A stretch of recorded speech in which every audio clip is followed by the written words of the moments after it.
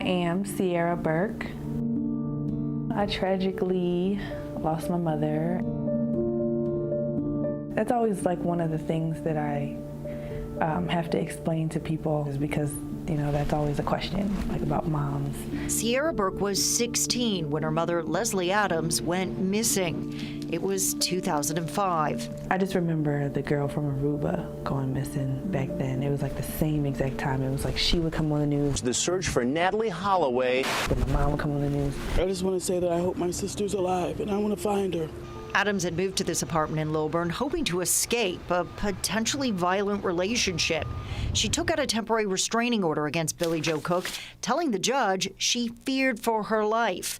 Cook was served the order the day before she disappeared. When confronted, Cook denied doing anything wrong.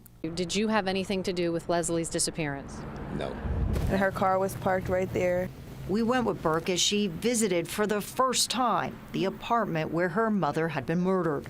I seen it on TV, on the news, so it's kind of starting to come together. It feels weird. Police found blood on the carpet, on sheets stashed in the dryer, and a shell casing on the floor. But they didn't find Adams until someone looking for beaver dams found her body in a swampy creek. There are 3 locations in this area. Adams is one of 30 people digital producer and I found dumped along I-85. Their killers hoping to hide their bodies in plain sight. Because they are often only bones by the time hikers or land developers find them, only half of those people have been identified. Adams is the first case with an arrest.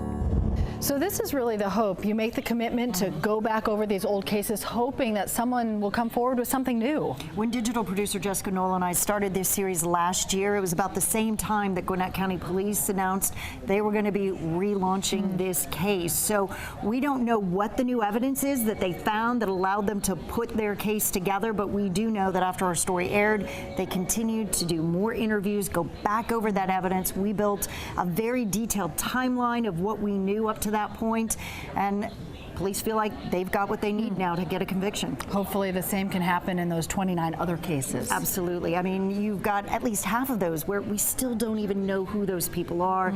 You just imagine the comfort that would happen if we could find a name to those bodies. For their families. All right, Rebecca, thank you.